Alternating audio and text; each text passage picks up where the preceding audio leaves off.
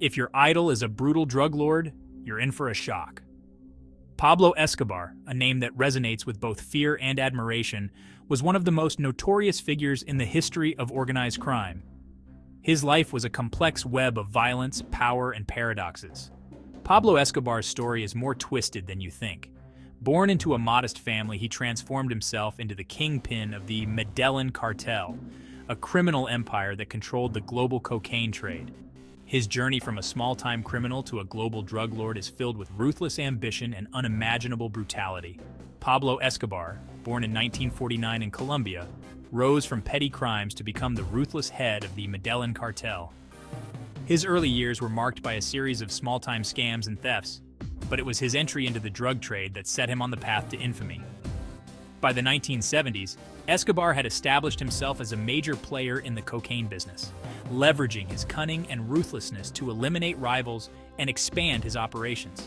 By the late 70s, he'd seized control of 80% of the cocaine smuggled into the U.S., raking in $60 million a day. This staggering amount of money allowed him to build an empire that was virtually untouchable. His operations were sophisticated and far-reaching, involving a network of production facilities, smuggling routes, and distribution channels that spanned continents. Escobar's motto? Plata o plomo, silver or lead.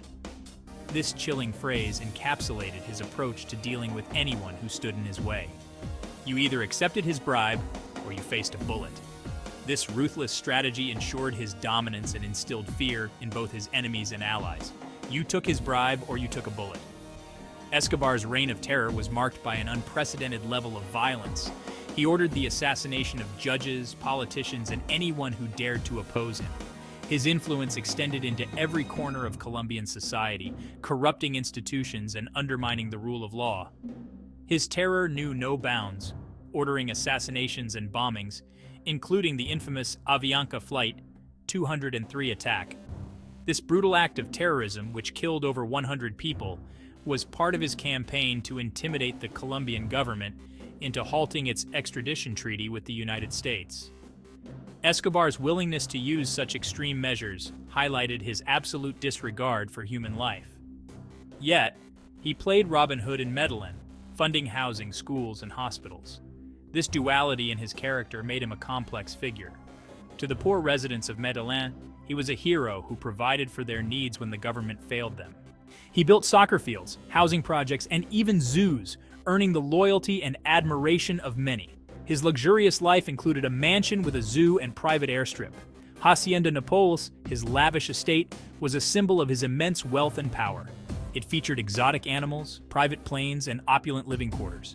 This extravagant lifestyle was a stark contrast to the poverty and violence that plagued much of Colombia. But beneath the philanthropy lurked a man driven by power and violence. Escobar's generosity was a means to an end, a way to secure his power and protect his empire. His benevolence was always accompanied by a brutal enforcement of his will, ensuring that no one could challenge his authority. In 1991, in a twist of irony, Escobar imprisoned himself in a lavish prison he designed. La Catedral, as it was known, was more of a luxury resort than a prison. It featured a nightclub, a spa, and even a waterfall.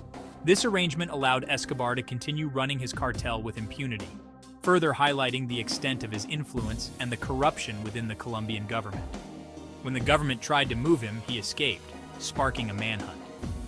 This daring escape marked the beginning of the end for Escobar. The Colombian government, with support from the United States, launched an all-out effort to capture him. The manhunt was intense and relentless, involving thousands of soldiers and law enforcement officers.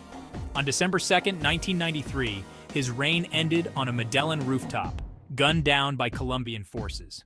His death marked the collapse of the Medellin cartel and the end of an era of unprecedented violence and corruption in Colombia. However, his legacy continued to cast a long shadow over the country. Escobar's legacy remains a paradox: feared drug lord, revered folk hero. To some, he was a ruthless criminal who brought untold suffering to Colombia. To others, he was a Robin Hood figure who stood up to the government and provided for the poor. This duality has made him a subject of fascination and controversy. His life continues to captivate through series like Narcos. But remember, behind the glamour lies a grim reality: the dramatization of his life in popular media. often glosses over the brutal realities of his actions. It's important to remember that behind the legend was a man responsible for countless deaths and widespread suffering. Want more untold truths? Hit that follow button and dive deeper with us. Join us as we continue to explore the complex and often dark histories of the world's most infamous figures. There's always more to the story than meets the eye,